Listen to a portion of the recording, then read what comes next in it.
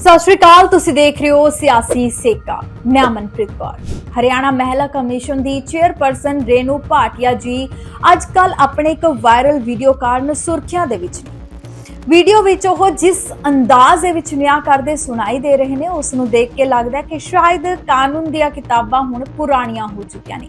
Madam शरेआम कह रहे ने, इन्हां नूं अकल दे दिओ, नहीं तां तुहाडे घरों बहू चुक लियावांगे, भैण चुक लियावांगे। फिर पता लगेगा कि जदों भैण दा घर टुटदा है तां किहो जिहा लगदा। जदों इस बयान ते हंगामा होया तां मैडम ने माफी मंगण दी बजाए लोकां दे IQ ते ही सवाल चुके। उन्हां दा कहना है कि लोकां नूं उन्हां दा कॉन्सैप्ट समझ नहीं आया। वाच महिलावां दे हक्कां दी राखी करन वाली कुर्सी ते बैठ के दूजे परिवार दीयां औरतां नूं चुकण दी धमकी देना किहड़े संस्कारां जां कॉन्सैप्ट दा हिस्सा है, ਇਹ ਤਾਂ रेनू जी ही जाणदे ने। रेनू भाटिया जी का कहना है कि यह मामला 7-8 महीने पुराना है ਅਤੇ ਉਹ ਤਾਂ ਇੱਕ ਟੁੱਟਦੇ ਪਰਿਵਾਰ ਨੂੰ ਬਚਾ ਰਹੇ ਸਨ।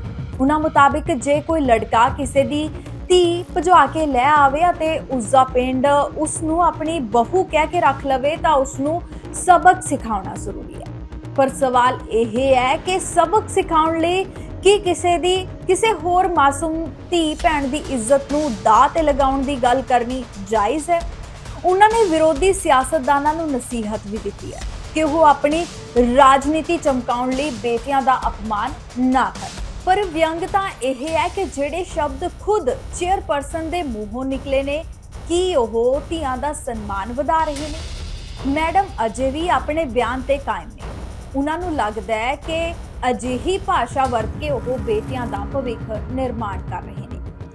ਅਫਸੋਸ, ਜਿਸ ਕਮਿਸ਼ਨ ਦਾ ਕੰਮ ਔਰਤਾਂ ਨੂੰ ਸੁਰੱਖਿਅਤ ਮਹਿਸੂਸ ਕਰਵਾਉਣਾ ਹੈ, ਉੱਥੇ ਹੀ ਚੁੱਕ ਲੈਣ ਵਰਗੀਆਂ ਧਮਕੀਆਂ ਨੂੰ समझाने का तरीका दसिया जा रहा है। मैम, एक वीडियो वायरल हो रहा है आपका, जिसमें आप किसी की लड़के की बहन को उठाने के बारे में बातचीत चल रही है, जो आजकल बड़ा वायरल हो रहा है। क्या कहना चाहिए किसी को? देखिए, मुझे बड़ा अफसोस है कि कुछ लोग कंटेंट को नहीं समझते, कॉन्सेप्ट को नहीं समझते, वर्ड्स को घुमा फिरा के बताते हैं, जो कि बहुत अफसोस की बात है। ऐसी ओछी, ऐसी गंदी राजनीति, ऐसी कट पिट वीडियोस नहीं बनानी चाहिए, क्योंकि मैं बेटियों के मामले को डील करती हूँ और बेटियों की हिफाजत, बेटियों की इज्जत, बेटियों का भविष्य, उसके निर्माण की बात करती हूँ।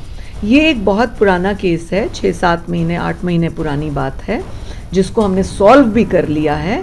एक महिला जो अपने बच्चों के साथ अपने पति को छोड़कर किसी XYZ के साथ 1 महीने के लिए चली गई। उस लड़की के ससुराल वाले, लड़की के खुद के मायके वाले, माँ, पिता, 3 बहनें, ये सब मेरे पास आए कि ऐसे ऐसे हमारी बेटी ने गलती कर ली है, वो किसी के बहकावे में आके चली गई है। तो जब हमने इसके ऊपर वर्किंग की, नोटिस किया, हमने लड़की को बुलाया, उस विषय पर हमने पूछताछ करी और ये लड़की को बुलाने के बाद हमने उससे समझाया, उससे अपनी कस्टडी में भी वो 1 स्टॉप में 3-4 दिन रखा। और जो लड़का उसको ले गया था, वो जब हमने बुलाया तो अपने गांव के बहुत सारे सरपंच, पंच, बुजुर्ग, कम से कम 40-50 लोगों को लेकर हमारे ऑफिस पंचकुला आया। हमने उसके सारी सरदारी को ये पूछा कि आप इसकी गारंटी देते हो कि ये लड़की को ठीक रखेगा, जो कि 4 बच्चों की माँ है। सारा विषय डिस्कस हुआ और कुछ तो उसी टाइम बैक कर गए, कुछ ने ये कहा, जो जिस वजह से मेरा ये बयान आया कि हम आपकी बहू ले आते हैं। फिर वो इसलिए मैंने कहा, उसके पीछे कॉन्सेप्ट क्या था कि उन्होंने कहा अब तो हमारा छोरा लड़की भगा लाया, अब तो ये हमारे गांव की बहू हो गई। ऐसे कैसे हो जाता है?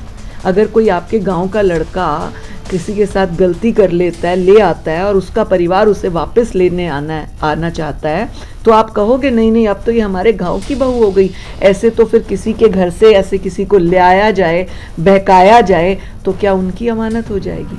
ये कॉन्सेप्ट है। इसको घुमा फिरा के मैं निवेदन करूंगी उन पॉलिटिशियंस से हों, चाहे वो किसी भी पार्टी से हों, उनको मैं निवेदन करूंगी, आपने भाजपा के संस्कारों का कहा, आपने रेणु भाटिया कहा, आपने बहुत सारे शब्द कहे।